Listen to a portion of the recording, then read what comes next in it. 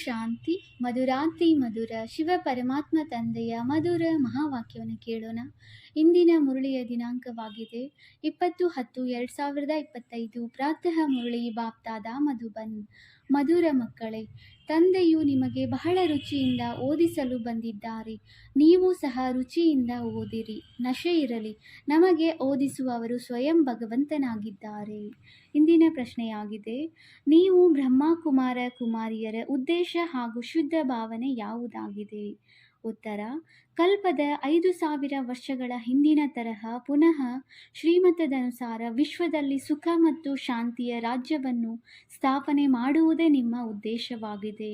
ನಿಮ್ಮ ಶುದ್ಧ ಭಾವನೆಯಾಗಿದೆ, ಶ್ರೀಮತದಂತೆ ನಾವು ಇಡೀ ವಿಶ್ವದ ಸದ್ಗತಿ ಮಾಡುತ್ತೇವೆ. ನಾವು ಎಲ್ಲರಿಗೆ ಸದ್ಗತಿಯನ್ನು ಕೊಡುವವರಾಗಿದ್ದೇವೆಂದು ನೀವು ನಶೆಯಿಂದ ಹೇಳುತ್ತೀರಿ. ನಿಮಗೆ ತಂದೆಯಿಂದ ಶಾಂತಿಯ ಪುರಸ್ಕಾರವು ಸಿಗುತ್ತದೆ. ನರಕವಾಸಿಗಳಿಂದ ಸ್ವರ್ಗವಾಸಿಗಳಾಗುವುದೇ ಪುರಸ್ಕಾರವನ್ನು ಪಡೆಯುವುದಾಗಿದೆ. ಓಂ ಶಾಂತಿ. ವಿದ್ಯಾರ್ಥಿಗಳು ಓದುವಾಗ ಖುಷಿಯಿಂದ ಓದುತ್ತಾರೆ. ಶಿಕ್ಷಕರೂ ಸಹ ಬಹಳ ಖುಷಿಯಿಂದ ರುಚಿಯಿಂದ ಓದಿಸುತ್ತಾರೆ. ಆತ್ಮಿಕ ಮಕ್ಕಳಿಗೆ ಇದು ತಿಳಿದಿದೆ. ಬೇಹದ್ದಿನ ತಂದೆಯು ಶಿಕ್ಷಕರೂ ಆಗಿದ್ದಾರೆ. ಅವರು ನಮಗೆ ಬಹಳ ರುಚಿಯಿಂದ ಓದಿಸುತ್ತಾರೆ. ಆ ವಿದ್ಯೆಯಲ್ಲಾದರೆ ತಂದೆಯೇ ಬೇರೆ, ಶಿಕ್ಷಕರೇ ಬೇರೆ ಇರುತ್ತಾರೆ. ಓದಿಸುತ್ತಾರೆ. ಕೆಲವರಿಗೆ ತಮ್ಮ ತಂದೆಯೇ ಶಿಕ್ಷಕರಾಗಿದ್ದಾರೆ. ತಮ್ಮ ಮಗು ಓದುತ್ತಿರುವ ಕಾರಣ ಬಹಳ ರುಚಿಯಿಂದ ಓದಿಸುತ್ತಾರೆ. ಏಕೆಂದರೆ ರಕ್ತ ಸಂಬಂಧವಿರುತ್ತದೆಯಲ್ಲವೇ, ತನ್ನವರೆಂದು ತಿಳಿದು ಬಹಳ ರುಚಿಯಿಂದ ಓದಿಸುತ್ತಾರೆ. ಈ ತಂದೆಯು ನಿಮಗೆ ಎಷ್ಟು ರುಚಿಯಿಂದ ಓದಿಸುತ್ತಾರೆಂದ ಮೇಲೆ ಮಕ್ಕಳು ಸಹ ಬಹಳ ರುಚಿಯಿಂದ ಓದಬೇಕಾಗಿದೆ. ಸ್ವಯಂ ತಂದೆಯೇ ಓದಿಸುತ್ತಾರೆ ಮತ್ತು ಇದೊಂದೇ ಬಾರಿ ಓದಿಸುತ್ತಾರೆ.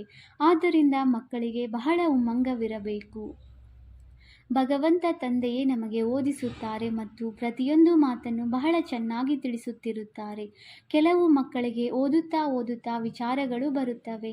ಇದೇನು ಡ್ರಾಮಾದಲ್ಲಿ ಈ ಅವಾಗಮನ್ ಜನನ ಮರಣದ ಚಕ್ರವಿದೆ. ಈ ನಾಟಕವನ್ನು ರಚಿಸಿದ್ದಾದರೂ ಏಕೆ? ಇದರಿಂದೇನು ಲಾಭ? ಕೇವಲ ಈ ಚಕ್ರದಲ್ಲಿಯೇ ಸುತ್ತುತ್ತಿರುತ್ತೇವೆ. ಇದರಿಂದ ಮುಕ್ತರಾಗುವುದು ಒಳ್ಳೆಯದು ಎಂದು ತಿಳಿಯುತ್ತಾರೆ. ಈ 84 ಜನ್ಮಗಳ ಚಕ್ರವನ್ನು ಸುತ್ತುತ್ತಲೇ ಇರಬೇಕಾಗಿದೆ ಎಂಬುದನ್ನು ನೋಡಿದಾಗ ಇಂತಿಂತಹ ಸಂಕಲ್ಪಗಳು ಬರುತ್ತವೆ. ಭಗವಂತನು ಇಂತಹ ಆಟವನ್ನು ಏಕೆ ರಚಿಸಿದರು?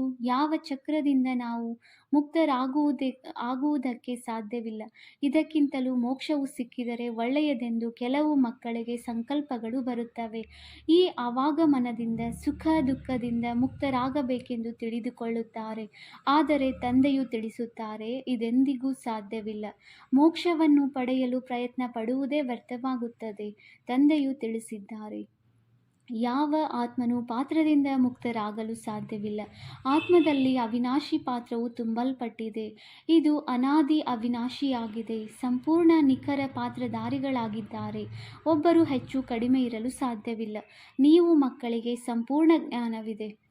ಈ ಡ್ರಾಮಾದ ಪಾತ್ರದಿಂದ ಯಾರೂ ಮುಕ್ತರಾಗಲು ಸಾಧ್ಯವಿಲ್ಲ. ಮೋಕ್ಷವನ್ನು ಪಡೆಯುವುದಕ್ಕೂ ಸಾಧ್ಯವಿಲ್ಲ. ಎಲ್ಲ ಧರ್ಮದವರು ನಂಬರ್ ವಾರ್ ಬರಲೇಬೇಕಾಗಿದೆ. ಇದು ಮಾಡಲ್ಪಟ್ಟ ಅವಿನಾಶಿ ನಾಟಕವೆಂದು ತಂದೆಯು ತಿಳಿಸುತ್ತಾರೆ. ನೀವು ಸಹ ಹೇಳುತ್ತೀರಿ, ಬಾಬಾ, ಹೇಗೆ ನಾವು 84 ಜನ್ಮಗಳ ಚಕ್ರವನ್ನು ಸುತ್ತುತ್ತೇವೆ ಎಂಬುದನ್ನು ಈಗ ಅರಿತುಕೊಂಡೆವು. ಮೊಟ್ಟ ಮೊದಲಿಗೆ ಯಾರು ಬರುತ್ತಾರೆ ಅವರೇ 84 ಜನ್ಮಗಳನ್ನು ತೆಗೆದುಕೊಳ್ಳುತ್ತಾರೆ. ಕೊನೆಯಲ್ಲಿ ಬರುವವರದು ಅವಶ್ಯವಾಗಿ ಕಡಿಮೆ ಜನ್ಮಗಳಿರುತ್ತವೆ ಎಂಬುದನ್ನು ಸಹ ತಿಳಿದುಕೊಳ್ಳುತ್ತೀರಿ. ಇಲ್ಲಂತೂ ಪುರುಷಾರ್ಥ ಮಾಡಬೇಕಾಗಿದೆ. ಹಳೆಯ ಪ್ರಪಂಚದಿಂದ ಹೊಸ ಪ್ರಪಂಚವು ಅವಶ್ಯವಾಗಿ ಆಗಬೇಕಾಗಿದೆ. ತಂದೆಯು ಪ್ರತಿಯೊಂದು ಮಾತನ್ನು ಪದೇ ತಿಳಿಸುತ್ತಿರುತ್ತಾರೆ. ಏಕೆಂದರೆ ಹೊಸ ಮಕ್ಕಳು ಬರುತ್ತಿರುತ್ತಾರೆ. ಅಂದ ಮೇಲೆ ಅವರಿಗೆ ಹಿಂದಿನ ವಿದ್ಯೆಯನ್ನು ಯಾರು ಓದಿಸುವರು? ಆದ್ದರಿಂದ ತಂದೆಯು ಹೊಸ ಮಕ್ಕಳನ್ನು ನೋಡಿ ಮತ್ತೆ ಹಳೆಯ ಮಾತುಗಳನ್ನೇ ಪುನರಾವರ್ತಿಸುತ್ತಿರುತ್ತಾರೆ. ನಿಮ್ಮ ಬುದ್ಧಿಯಲ್ಲಿ ಸಂಪೂರ್ಣ ಜ್ಞಾನವಿದೆ. ಆರಂಭದಿಂದ ಹಿಡಿದು ನಾವು ಹೇಗೆ ಪಾತ್ರವನ್ನು ಅಭಿನಯಿಸುತ್ತಾ ಬಂದಿದ್ದೇವೆಂದು ತಿಳಿದುಕೊಂಡಿದ್ದೀರಿ. ಹೇಗೆ ನಂಬರ್ ವಾರ್ ಬರುತ್ತಾರೆ, ಎಷ್ಟು ಜನ್ಮಗಳನ್ನು ತೆಗೆದುಕೊಳ್ಳುತ್ತಾರೆ ಎಂಬುದನ್ನು ನೀವು ಯಥಾರ್ಥವಾಗಿ ತಿಳಿದುಕೊಂಡಿದ್ದೀರಿ. ಈ ಸಮಯದಲ್ಲಿಯೇ ತಂದೆಯು ಬಂದು ಜ್ಞಾನದ ಮಾತುಗಳನ್ನು ತಿಳಿಸುತ್ತಾರೆ. ಸತ್ಯಯುಗದಲ್ಲಂತೂ ಪ್ರಾರಬ್ಧವಿರುತ್ತದೆ. ಆದ್ದರಿಂದ ಈ ಸಮಯದಲ್ಲಿಯೇ ನಿಮಗೆ ತಿಳಿಸಲಾಗುತ್ತದೆ. ಗೀತೆಯಲ್ಲಿಯೂ ಆರಂಭದಲ್ಲಿ ಮತ್ತು ಕೊನೆಯಲ್ಲಿ ಶಾಸ್ತ್ರದಲ್ಲಿ ಇದೇ ಮಾತು ಬರುತ್ತದೆ. ಮನ್ಮನಾಭವ. ಪದವಿಯನ್ನು ಪಡೆಯುವುದಕ್ಕಾಗಿ ನಿಮಗೆ ಓದಿಸಲಾಗುತ್ತದೆ. ನೀವೀಗ ರಾಜರಾಗಲು ಪುರುಷಾರ್ಥ ಮಾಡುತ್ತಿದ್ದೀರಿ. ಅನ್ಯ ಧರ್ಮದವರಂತೂ ನಂಬರ್ ವಾರ್ ಬರುತ್ತಾರೆ. ಧರ್ಮ ಸ್ಥಾಪಕರ ಹಿಂದೆ ಎಲ್ಲರೂ ಬರಬೇಕಾಗುತ್ತದೆ. ಅವರದು ರಾಜಧಾನಿಯ ಮಾತಿಲ್ಲ. ಒಂದೇ ಗೀತಾಶಾಸ್ತ್ರವಾಗಿದೆ. ಇದಕ್ಕೆ ಬಹಳ ಮಹಿಮೆ ಇದೆ. ಭಾರತದಲ್ಲಿಯೇ ತಂದೆಯು ಬಂದು ತಿಳಿಸುತ್ತಾರೆ ಮತ್ತು ಎಲ್ಲರ ಸದ್ಗತಿ ಮಾಡುತ್ತಾರೆ. ಎಲ್ಲ ಧರ್ಮ ಸ್ಥಾಪಕರು ಯಾರೆಲ್ಲ ಬರುವರೋ ಅವರು ಮರಣ ಹೊಂದಿದಾಗ ದೊಡ್ಡ ದೊಡ್ಡ ತೀರ್ಥ ಸ್ಥಾನಗಳನ್ನಾಗಿ ಮಾಡಿಬಿಡುತ್ತಾರೆ. ವಾಸ್ತವದಲ್ಲಿ ಎಲ್ಲರ ತೀರ್ಥ ಸ್ಥಾನವು ಈ ಭಾರತವೇ ಆಗಿದೆ.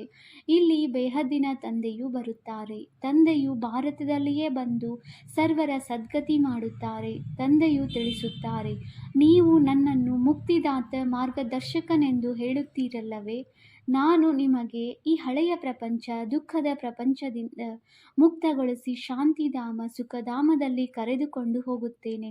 ತಂದೆಯು ನಮ್ಮನ್ನು ಶಾಂತಿಧಾಮ ಸುಖಧಾಮಕ್ಕೆ ಕರೆದುಕೊಂಡು ಹೋಗುತ್ತಾರೆ ಎಂಬುದು ಮಕ್ಕಳಿಗೆ ತಿಳಿದಿದೆ. ಉಳಿದೆಲ್ಲರೂ ಶಾಂತಿಧಾಮಕ್ಕೆ ಹೋಗುತ್ತಾರೆ. ತಂದೆಯು ಬಂದು ದುಃಖದಿಂದ ಮುಕ್ತರನ್ನಾಗಿ ಮಾಡುತ್ತಾರೆ. ಅವರಿಗಂತೂ ಜನನ ಮರಣವಿಲ್ಲ. ತಂದೆಯು ಬರುತ್ತಾರೆ ಮತ್ತೆ ಹೊರಟು ಹೋಗುತ್ತಾರೆ. ಅವರು ಮರಣ ಹೊಂದಿದರೆಂದು ಹೇಳುವುದಿಲ್ಲ. ತಂದೆಯದು ದಿವ್ಯ ಅವತರಣೆಯಾಗಿದೆ. ಹೇಗೆ ಆ ಶಿವಾನಂದರಿಗಾಗಿ ಶರೀರವನ್ನು ಬಿಟ್ಟರೆಂದು ಹೇಳುತ್ತಾರೆ. ಮತ್ತೆ ಕ್ರಿಯಾಕರ್ಮಗಳನ್ನು ಮಾಡುತ್ತಾರೆ. ಆದರೆ ಶಿವತಂದೆಯು ಹೋದ ಮೇಲೆ ಇವರ ಕ್ರಿಯಾಕರ್ಮ ಸಮಾರಂಭ ಏನನ್ನೂ ಆಚರಣೆ ಮಾಡುವಂತಿಲ್ಲ. ಅವರು ಬರುವುದೂ ಸಹ ತಿಳಿಯುವುದಿಲ್ಲ. ಕ್ರಿಯಾಕರ್ಮಗಳ ಮಾತೂ ಇಲ್ಲ. ಮತ್ತೆಲ್ಲ ಮನುಷ್ಯರಿಗೆ ಕ್ರಿಯಾಕರ್ಮಗಳನ್ನು ಮಾಡುತ್ತಾರೆ. ತಂದೆಗೆ ಇದ್ಯಾವುದೂ ಇಲ್ಲ, ಏಕೆಂದರೆ ಅವರಿಗೆ ಶರೀರವೇ ಇಲ್ಲ. ಎಲ್ಲ ಮನುಷ್ಯರು ಸಾಸಿವೆಯ ತರಹ ನುಚ್ಚು ನೂರಾಗಿ ಸಿಡಿದು ಸಮಾಪ್ತಿಯಾಗುತ್ತಾರೆ. ಸತ್ಯಯುಗದಲ್ಲಿ ಈ ಜ್ಞಾನದ ಮಾತುಗಳು ಇರುವುದಿಲ್ಲ. ಇವು ಈಗಲೇ ನಡೆಯುತ್ತದೆ.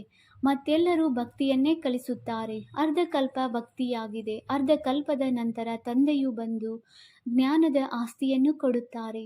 ಜ್ಞಾನವು ಸತ್ಯಯುಗದ ಜೊತೆ ಬರುವುದಿಲ್ಲ. ಅಲ್ಲಿ ತಂದೆಯನ್ನು ನೆನಪು ಮಾಡುವ ಅವಶ್ಯಕತೆಯೇ ಇರುವುದಿಲ್ಲ. ಮುಕ್ತಿಯಲ್ಲಿರುತ್ತೀರಿ. ಅಲ್ಲಿ ನೆನಪು ಮಾಡಲಾಗುತ್ತದೆಯೇ? ದುಃಖದ ದೂರುಗಳೇ ಅಲ್ಲಿರುವುದಿಲ್ಲ. ಭಕ್ತಿಯೂ ಸಹ ಮೊದಲು ಅವ್ಯಭಿಚಾರಿ, ನಂತರ ವ್ಯಭಿಚಾರಿಯಾಗುತ್ತದೆ. ಈ ಸಮಯದಲ್ಲಿ ಅತಿ ವ್ಯಭಿಚಾರಿ ಭಕ್ತಿ ಇದೆ. ಇದಕ್ಕೆ ರವರವ ನರಕವೆಂದು ಹೇಳಲಾಗುತ್ತದೆ. ಒಮ್ಮೆಲೆ ಸಂಪೂರ್ಣ ನರಕವಾಗುತ್ತದೆ. ಮತ್ತೆ ತಂದೆಯು ಬಂದು ಸಂಪೂರ್ಣ ಸ್ವರ್ಗವನ್ನಾಗಿ ಮಾಡುತ್ತಾರೆ. ಈ ಸಮಯದಲ್ಲಿ 100% ದುಃಖವಿದೆ. ನಂತರ ಅಲ್ಲಿ 100% ಸುಖ ಶಾಂತಿ ಇರುವುದು. ಆತ್ಮವು ಹೋಗಿ ತನ್ನ ಮನೆಯಲ್ಲಿ ವಿಶ್ರಾಂತಿಯನ್ನು ಪಡೆಯುತ್ತದೆ. ತಿಳಿಸುವುದು ಬಹಳ ಸಹಜವಾಗಿದೆ. ತಂದೆಯು ತಿಳಿಸುತ್ತಾರೆ, ಯಾವಾಗ ಹೊಸ ಪ್ರಪಂಚದ ಸ್ಥಾಪನೆ ಮಾಡಿ ಹಳೆಯದರ ವಿನಾಶ ಮಾಡಬೇಕಾಗುವುದೋ ಆಗಲೇ ನಾನು ಬರುತ್ತೇನೆ. ಇಷ್ಟು ದೊಡ್ಡ ಕಾರ್ಯವನ್ನು ಒಬ್ಬರೇ ಮಾಡಲು ಸಾಧ್ಯವಿಲ್ಲ. ಸಹಯೋಗಿಗಳು ಬಹಳ ಜನ ಬೇಕಲ್ಲವೇ? ಈ ಸಮಯದಲ್ಲಿ ನೀವು ತಂದೆಗೆ ಸಹಯೋಗಿ ಮಕ್ಕಳಾಗಿದ್ದೀರಿ. ವಿಶೇಷವಾಗಿ ಭಾರತದ ಸತ್ಯ ಸೇವೆ ಮಾಡುತ್ತೀರಿ. ಸತ್ಯ ತಂದೆಯು ಸತ್ಯ ಸೇವೆಯನ್ನು ಕಲಿಸುತ್ತಾರೆ. ತಮ್ಮ ಭಾರತದ ಮತ್ತು ವಿಶ್ವದ ಕಲ್ಯಾಣ ಮಾಡುತ್ತೀರಿ ಅಂದ ಮೇಲೆ ಎಷ್ಟು ರುಚಿಯಿಂದ ಓದಬೇಕು. ತಂದೆಯು ಎಷ್ಟು ರುಚಿಯಿಂದ ಸರ್ವರ ಸದ್ಗತಿ ಮಾಡುತ್ತಾರೆ. ಈಗಲೂ ಸಹ ಸರ್ವರ ಸದ್ಗತಿ ಖಂಡಿತ ಆಗಬೇಕಾಗಿದೆ. ಇದು ಶುದ್ಧ ಅಹಂಕಾರ, ಶುದ್ಧ ಭಾವನೆಯಾಗಿದೆ. ನೀವು ಸತ್ಯವಾದ ಸೇವೆ ಮಾಡುತ್ತೀರಿ, ಆದರೆ ಗುಪ್ತ. ಆತ್ಮವು ಶರೀರದ ಮೂಲಕ ಮಾಡುತ್ತದೆ. ನಿಮ್ಮೊಂದಿಗೆ ಬಹಳ ಮಂದಿ ಕೇಳುತ್ತಾರೆ, ನೀವು ಬ್ರಹ್ಮಕುಮಾರ ಕುಮಾರಿಯರ ಉದ್ದೇಶವೇನು? ಆಗ ತಿಳಿಸಿ. ಬ್ರಹ್ಮಕುಮಾರ ಕುಮಾರಿಯರ ಉದ್ದೇಶವೇ ಆಗಿದೆ ವಿಶ್ವದಲ್ಲಿ ಸತ್ಯಯುಗಿ ಸುಖ ಶಾಂತಿಯ ಸ್ವರಾಜ್ಯವನ್ನು ಸ್ಥಾಪನೆ ಮಾಡುವುದು. ನಾವು ಪ್ರತಿ 5000 ವರ್ಷಗಳ ನಂತರ ಶ್ರೀಮತದಂತೆ ವಿಶ್ವದಲ್ಲಿ ಶಾಂತಿಯನ್ನು ಸ್ಥಾಪನೆ ಮಾಡಿ ವಿಶ್ವ ಶಾಂತಿಯ ಬಹುಮಾನವನ್ನು ತೆಗೆದುಕೊಳ್ಳುತ್ತೇವೆ. ಯಥಾ ರಾಜ ರಾಣಿ ತಥಾ ಪ್ರಜೆ, ಎಲ್ಲರೂ ಬಹುಮಾನವನ್ನು ತೆಗೆದುಕೊಳ್ಳುತ್ತಾರೆ. ನರಕವಾಸಿಗಳಿಂದ ಸ್ವರ್ಗವಾಸಿಗಳಾಗುವುದು ಚಿಕ್ಕ ಬಹುಮಾನವೇ? ಅವರು ಶಾಂತಿಯ ಪುರಸ್ಕಾರವನ್ನು ಪಡೆದು ಖುಷಿಯಾಗುತ್ತಿರುತ್ತಾರೆ. ಆದರೆ ಸಿಗುವುದೇನೂ ಇಲ್ಲ. ವಿಶ್ವದ ರಾಜ್ಯಭಾಗ್ಯದ ಸತ್ಯವಾದ ಪುರಸ್ಕಾರವನ್ನು ನಾವೀಗ ತಂದೆಯಿಂದ ಪಡೆಯುತ್ತಿದ್ದೇವೆ. ನಮ್ಮ ಭಾರತವು ಶ್ರೇಷ್ಠ ದೇಶವಾಗಿದೆ ಎಂದು ಹೇಳುತ್ತಾರಲ್ಲವೇ? ಎಷ್ಟೊಂದು ಮಹಿಮೆ ಮಾಡುತ್ತಾರೆ. ನಾವು ಭಾರತದ ಮಾಲೀಕರೆಂದು ಎಲ್ಲರೂ ತಿಳಿಯುತ್ತಾರೆ. ಆದರೆ ಎಲ್ಲಿ ಮಾಲೀಕರಾಗಿದ್ದಾರೆ? ನೀವು ಮಕ್ಕಳು ಈಗ ತಂದೆಯ ಶ್ರೀಮತದಿಂದ ರಾಜ್ಯವನ್ನು ಸ್ಥಾಪನೆ ಮಾಡುತ್ತೀರಿ. ಯಾವುದೇ ಆಯುಧಗಳಿಲ್ಲ. ದೈವಿ ಗುಣಗಳನ್ನು ಧಾರಣೆ ಮಾಡುತ್ತೀರಿ. ಆದ್ದರಿಂದ ನಿಮ್ಮದೇ ಗಾಯನ ಪೂಜೆ ಇದೆ. ಜಗದಂಬೆಗೆ ನೋಡಿ ಎಷ್ಟೊಂದು ಪೂಜೆಯಾಗುತ್ತದೆ. ಆದರೆ ಜಗದಂಬೆ ಯಾರು? ಬ್ರಾಹ್ಮಣಿಯೇ ಅಥವಾ ದೇವತೆಯೇ? ಇದನ್ನು ತಿಳಿದುಕೊಂಡಿಲ್ಲ. ಅಂಬಾ, ಕಾಳಿ, ದುರ್ಗಾ, ಸರಸ್ವತಿ ಇತ್ಯಾದಿ ಹೀಗೆ ಬಹಳಷ್ಟು ಹೆಸರುಗಳಿವೆ. ಇಲ್ಲಿಯೂ ಅಬು ಪರ್ವತ ಕೆಳಗೆ ಜಗದಂಬೆಯ ಚಿಕ್ಕದಾದ ಮಂದಿರವಿದೆ. ಜಗದಂಬೆಗೆ ಎಷ್ಟೊಂದು ಭುಜಗಳನ್ನು ತೋರಿಸುತ್ತಾರೆ. ಆದರೆ ಈ ರೀತಿಯಂತೂ ಇಲ್ಲ. ಇದಕ್ಕೆ ಅಂಧಶ್ರದ್ಧೆ ಎಂದು ಹೇಳಲಾಗುತ್ತದೆ. ಕ್ರೈಸ್ತ, ಬುದ್ಧ ಮೊದಲಾದವರು ಬಂದರು. ಅವರು ತಮ್ಮ ತಮ್ಮ ಧರ್ಮವನ್ನು ಸ್ಥಾಪನೆ ಮಾಡಿದರು. ತಿಥಿ, ತಾರೀಕು ಎಲ್ಲವನ್ನೂ ತಿಳಿಸುತ್ತಾರೆ. ಅಲ್ಲಿ ಅಂಧಶ್ರದ್ಧೆಯ ಮಾತೇ ಇಲ್ಲ. ಆದರೆ ಇಲ್ಲಿ ಭಾರತವಾಸಿಗಳಿಗೆ ನಮ್ಮ ಧರ್ಮವು ಯಾವಾಗ ಮತ್ತು ಯಾರು ಸ್ಥಾಪನೆ ಮಾಡಿದರು ಎಂಬುದೇನೂ ತಿಳಿದಿಲ್ಲ. ಆದ್ದರಿಂದ ಅಂಧಶ್ರದ್ಧೆ ಎಂದು ಹೇಳಲಾಗುತ್ತದೆ. ನೀವೀಗ ಪೂಜಾರಿಗಳಾಗಿದ್ದೀರಿ, ನಂತರ ಪೂಜ್ಯರಾಗುತ್ತೀರಿ. ನಿಮ್ಮ ಆತ್ಮವು ಪೂಜ್ಯವಾದಾಗ ಶರೀರವು ಪೂಜ್ಯವಾಗುತ್ತದೆ. ನಿಮ್ಮ ಆತ್ಮಕ್ಕೂ ಪೂಜೆ ನಡೆಯುತ್ತದೆ. ದೇವತೆಗಳಾದಾಗಲೂ ಪೂಜೆ ನಡೆಯುತ್ತದೆ. ತಂದೆಯಂತೂ ನಿರಾಕಾರನಾಗಿದ್ದಾರೆ. ಅವರು ಸದಾ ಪೂಜ್ಯರಾಗಿದ್ದಾರೆ. ಅವರೆಂದಿಗೂ ಪೂಜಾರಿಯಾಗುವುದಿಲ್ಲ. ತಾವೇ ಪೂಜ್ಯ ಮತ್ತು ತಾವೇ ಪೂಜಾರಿ ಎಂದು ನೀವು ಮಕ್ಕಳಿಗಾಗಿಯೇ ಹೇಳಲಾಗುತ್ತದೆ. ತಂದೆಯಂತೂ ಸದಾ ಪೂಜ್ಯನಾಗಿದ್ದಾರೆ. ಇಲ್ಲಿ ಬಂದು ತಂದೆಯು ಸತ್ಯವಾದ ಸೇವೆ ಮಾಡುತ್ತಾರೆ. ಎಲ್ಲರಿಗೂ ಸದ್ಗತಿ ಕೊಡುತ್ತಾರೆ. ತಂದೆಯು ತಿಳಿಸುತ್ತಾರೆ, ಈಗ ನನ್ನೊಬ್ಬನನ್ನೇ ನೆನಪು ಮಾಡಿ, ಮತ್ಯಾವುದೇ ದೇಹಧಾರಿಯನ್ನು ನೆನಪು ಮಾಡಬೇಡಿ. ಇಲ್ಲಂತೂ ದೊಡ್ಡ ದೊಡ್ಡ ಲಕ್ಷಾಧೀಶ್ವರ, ಕೋಟ್ಯಾಧೀಶ್ವರರು ಹೋಗಿ ಅಲ್ಲಾ ಅಲ್ಲಾ ಎಂದು ಹೇಳುತ್ತಾರೆ. ಎಷ್ಟೊಂದು ಅಂಧಶ್ರದ್ಧೆ ಇದೆ. ತಂದೆಯು ನಿಮಗೆ ಹಂ ಸೋಹಂನ ಅರ್ಥವನ್ನು ತಿಳಿಸುತ್ತಾರೆ. ಇದಕ್ಕೆ ಅವರು ಶಿವೋಹಂ, ನಾನೇ ಶಿವ, ಆತ್ಮವೇ ಪರಮಾತ್ಮನೆಂದು ಹೇಳಿಬಿಡುತ್ತಾರೆ. ಅದನ್ನು ತಂದೆಯು ಈಗ ತಿದ್ದಿ ತಿಳಿಸುತ್ತಿದ್ದಾರೆ. ಈಗ ನಿರ್ಣಯ ಮಾಡಿ, ಭಕ್ತಿ ಮಾರ್ಗದಲ್ಲಿ ಸತ್ಯವನ್ನು ಕೇಳಿದ್ದೀರೋ ಅಥವಾ ನಾವು ಸತ್ಯವನ್ನು ತಿಳಿಸುತ್ತೇವೆಯೋ? ಹಂ ಸೋಹಂನ ಅರ್ಥವು ಬಹಳ ಉದ್ದಗಲವಾಗಿದೆ. ನಾವೇ ಬ್ರಾಹ್ಮಣರು, ದೇವತೆಗಳು, ಕ್ಷತ್ರಿಯರು. ಈಗ ಹಂ ಸೋಹಂನ ಅರ್ಥವು ಯಾವುದು ಸರಿಯಾಗಿದೆ? ನಾವು ಆತ್ಮಗಳು ಹೀಗೆ ಚಕ್ರದಲ್ಲಿ ಬರುತ್ತೇವೆ. ವಿರಾಟ ರೂಪದ ಚಿತ್ರವೂ ಇದೆ. ಅದರಲ್ಲಿ ಶಿಕೆಯಾದ ಬ್ರಾಹ್ಮಣರು ಮತ್ತು ತಂದೆಯನ್ನು ತೋರಿಸಿಲ್ಲ. ದೇವತೆಗಳು ಎಲ್ಲಿಂದ ಬಂದರು? ಎಲ್ಲಿಂದ ಜನ್ಮ ಪಡೆದರು? ಏಕೆಂದರೆ ಕಲಿಯುಗದಲ್ಲಂತೂ ಶೂದ್ರ ವರ್ಣವಿದೆ. ಸತ್ಯಯುಗದಲ್ಲಿ ಕೂಡಲೇ ದೇವತಾ ವರ್ಣವು ಹೇಗಾಯಿತು? ಏನನ್ನೂ ತಿಳಿದುಕೊಳ್ಳುವುದಿಲ್ಲ. ಭಕ್ತಿ ಮಾರ್ಗದಲ್ಲಿ ಮನುಷ್ಯರು ಎಷ್ಟೊಂದು ಸಿಕ್ಕಿ ಹಾಕಿಕೊಂಡಿರುತ್ತಾರೆ. ಯಾರಾದರೂ ಗ್ರಂಥವನ್ನು ಓದಿದರೂ ಸಂಕಲ್ಪ ಬಂದಿತೆಂದರೆ ಮಂದಿರವನ್ನು ಕಟ್ಟಿಸಿ ಗ್ರಂಥವನ್ನು ಓದಿ ತಿಳಿಸುತ್ತಾ ಹೋಗುತ್ತಾರೆ. ಅಲ್ಲಿಗೆ ಅನೇಕರು ಬರುತ್ತಾ ಹೋಗುತ್ತಾರೆ. ಬಹಳಷ್ಟು ಮಂದಿ ಅನುಯಾಯಿಗಳಾಗಿ ಬಿಡುತ್ತಾರೆ. ಆದರೆ ಲಾಭವೇನೂ ಇಲ್ಲ. ಬಹಳಷ್ಟು ಅಂಗಡಿಗಳಾಗಿವೆ. ಈಗ ಇವೆಲ್ಲ ಅಂಗಡಿಗಳು ಸಮಾಪ್ತಿಯಾಗುತ್ತವೆ. ಈ ವ್ಯಾಪಾರವೆಲ್ಲವೂ ಭಕ್ತಿ ಮಾರ್ಗದಲ್ಲಿದೆ. ಇವುಗಳಿಂದ ಬಹಳ ಹಣ ಸಂಪಾದನೆ ಮಾಡುತ್ತಾರೆ. ನಾವು ಬ್ರಹ್ಮಯೋಗಿಗಳು, ತತ್ವಯೋಗಿಗಳೆಂದು ಸನ್ಯಾಸಿಗಳು ಹೇಳುತ್ತಾರೆ. ಹೇಗೆ ಭಾರತವಾಸಿಗಳು ವಾಸ್ತವದಲ್ಲಿ ದೇವಿ ದೇವತಾ ಧರ್ಮದವರಾಗಿದ್ದಾರೆ, ಆದರೆ ಹಿಂದೂ ಧರ್ಮದವರೆಂದು ಹೇಳಿಕೊಳ್ಳುತ್ತಾರೆ. ಹಾಗೆಯೇ ಬ್ರಹ್ಮ ಕೂಡ ತತ್ವವಾಗಿದೆ. ಅಲ್ಲಿ ಆತ್ಮಗಳು ವಾಸಿಸುತ್ತಾರೆ. ಅದನ್ನು ಅವರು ಬ್ರಹ್ಮಜ್ಞಾನಿ, ತತ್ವಜ್ಞಾನಿಗಳೆಂದು ಹೆಸರನ್ನಿಟ್ಟಿದ್ದಾರೆ. ಬ್ರಹ್ಮ ತತ್ವವು ಇರುವ ಸ್ಥಾನವಾಗಿದೆ. ಆದ್ದರಿಂದ ತಂದೆಯು ತಿಳಿಸುತ್ತಾರೆ, ಎಷ್ಟು ದೊಡ್ಡ ತಪ್ಪನ್ನು ಮಾಡಿಬಿಟ್ಟಿದ್ದಾರೆ. ಅದೆಲ್ಲವೂ ಅವರ ಭ್ರಮೆಯಾಗಿದೆ. ನಾನು ಬಂದು ಎಲ್ಲ ಭ್ರಮೆಯನ್ನು ದೂರ ಮಾಡುತ್ತೇನೆ. ಭಕ್ತಿ ಮಾರ್ಗದಲ್ಲಿ ಹೇ ಪ್ರಭು, ನಿನ್ನ ಗತಿ ಮತವು ಭಿನ್ನವೆಂದು ಹೇಳುತ್ತಾರೆ. ಗತಿ ಮುಕ್ತಿಯನ್ನು ಯಾರೂ ಕೊಡಲು ಸಾಧ್ಯವಿಲ್ಲ. ಅನೇಕ ಮತಗಳಿವೆ. ಆದರೆ ಇಲ್ಲಿ ತಂದೆಯ ಮತವಂತೂ ಎಷ್ಟು ಕಮಾಲ್ ಮಾಡಿಬಿಡುತ್ತದೆ. ಇಡೀ ವಿಶ್ವವನ್ನೇ ಪರಿವರ್ತನೆ ಮಾಡಿಬಿಡುತ್ತದೆ. ಈಗ ನೀವು ಮಕ್ಕಳ ಬುದ್ಧಿಯಲ್ಲಿದೆ. ಇಷ್ಟೆಲ್ಲ ಧರ್ಮಗಳು ಹೇಗೆ ಬರುತ್ತವೆ ಮತ್ತು ಆತ್ಮಗಳೆಲ್ಲರೂ ತಮ್ಮ ತಮ್ಮ ವಿಭಾಗದಲ್ಲಿ ಹೋಗಿ ವಿರಾಜಮಾನರಾಗುತ್ತಾರೆ. ಇದೆಲ್ಲವೂ ಡ್ರಾಮಾದಲ್ಲಿ ನಿಗದಿಯಾಗಿದೆ. ಇದು ಸಹ ಮಕ್ಕಳಿಗೆ ತಿಳಿದಿದೆ. ದಿವ್ಯ ದೃಷ್ಟಿದಾತನು ತಂದೆಯೊಬ್ಬರೇ ಆಗಿದ್ದಾರೆ.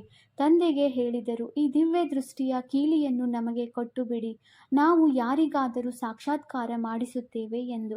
ಅದಕ್ಕೆ ತಂದೆಯು ಹೇಳಿದರು, ಇಲ್ಲ, ಈ ಕೀಲಿಯು ಯಾರಿಗೂ ಸಿಗಲು ಸಾಧ್ಯವಿಲ್ಲ. ಇದಕ್ಕೆ ಪ್ರತಿಯಾಗಿ ನಾನು ನಿಮಗೆ ವಿಶ್ವದ ರಾಜ್ಯಭಾಗ್ಯವನ್ನು ಕೊಡುತ್ತೇನೆ. ಆದರೆ ನಾನು ತೆಗೆದುಕೊಳ್ಳುವುದಿಲ್ಲ. ನನ್ನ ಪಾತ್ರವೇ ಸಾಕ್ಷಾತ್ಕಾರ ಮಾಡಿಸುವುದಾಗಿದೆ. ಸಾಕ್ಷಾತ್ಕಾರವಾದರೆ ಎಷ್ಟು ಖುಷಿಯಾಗಿ ಬಿಡುತ್ತಾರೆ. ಆದರೆ ಸಿಗುವುದೇನೂ ಇಲ್ಲ. ಸಾಕ್ಷಾತ್ಕಾರದಿಂದ ನಿರೋಗಿಯಾಗಿ ಬಿಡುತ್ತಾರೆ ಅಥವಾ ಧನ ಸಿಗುತ್ತದೆ ಎಂದಲ್ಲ. ಮೀರಾಳಿಗೆ ಸಾಕ್ಷಾತ್ಕಾರವಾಯಿತು, ಆದರೆ ಮುಕ್ತಿಯನ್ನು ಪಡೆದಳೆ.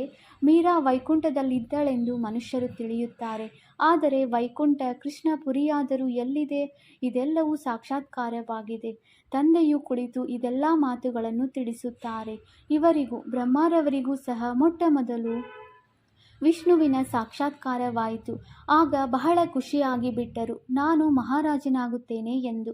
ಯಾವಾಗ ನೋಡಿದರು ಮತ್ತು ವಿನಾಶವನ್ನು ನೋಡಿದರು, ರಾಜಧಾನಿಯನ್ನು ನೋಡಿದರು. ಆಗ ನಿಶ್ಚಯವಾಯಿತು, ಓಹೋ, ನಾನಂತೂ ವಿಶ್ವದ ಮಾಲೀಕನಾಗುತ್ತೇನೆಂದು.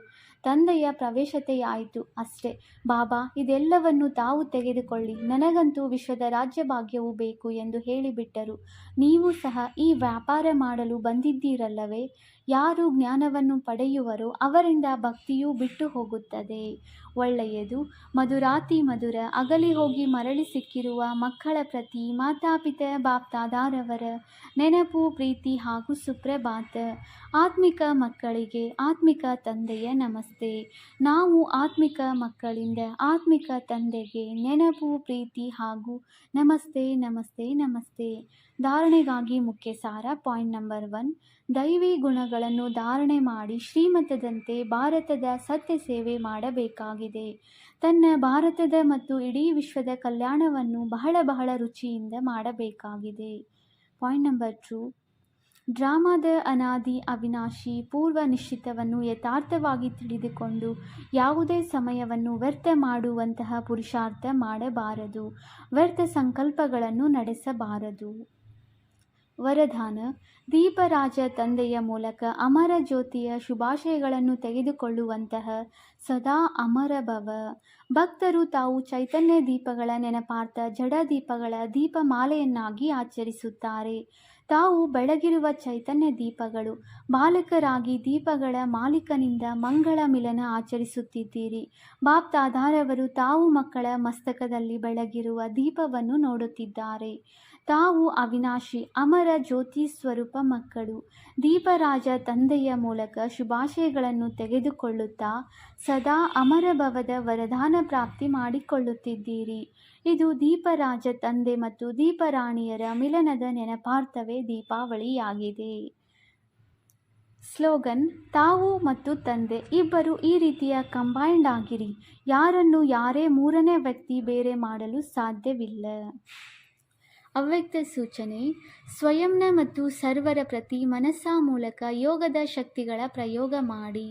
ವರ್ತಮಾನ ಸಮಯದ ಪ್ರಮಾಣ ಸರ್ವ ಆತ್ಮರು ಪ್ರತ್ಯಕ್ಷ ಫಲ ಅರ್ಥಾತ್ ಪ್ರಾಕ್ಟಿಕಲ್ ಪ್ರೂಫ್ ನೋಡಲು ಬಯಸುತ್ತಾರೆ. ಅದಕ್ಕೆ ತನು, ಮನ, ಕರ್ಮ ಮತ್ತು ಸಂಪರ್ಕ ಸಂಬಂಧದಲ್ಲಿ ಶಾಂತಿಯ ಶಕ್ತಿಯ ಪ್ರಯೋಗ ಮಾಡಿ ನೋಡಿರಿ. ಶಾಂತಿಯ ಶಕ್ತಿಯಿಂದ ನಿಮ್ಮ ಸಂಕಲ್ಪ ವೈರ್ಲೆಸ್ಗಿಂತಲೂ ತೀವ್ರ ಯಾವುದೇ ಆತ್ಮನ ಪ್ರತಿ ತಲುಪಲು ಸಾಧ್ಯ. ಈ ಶಕ್ತಿಯ ವಿಶೇಷ ಯಂತ್ರವಾಗಿದೆ ಶುಭ ಸಂಕಲ್ಪ. ಈ ಸಂಕಲ್ಪದ ಯಂತ್ರದ ಮೂಲಕ ಏನು ಬೇಕೋ ಅದನ್ನು ಸಿದ್ಧಿ ಸ್ವರೂಪದಲ್ಲಿ ನೋಡಬಹುದು. ಓಂ ಶಾಂತಿ.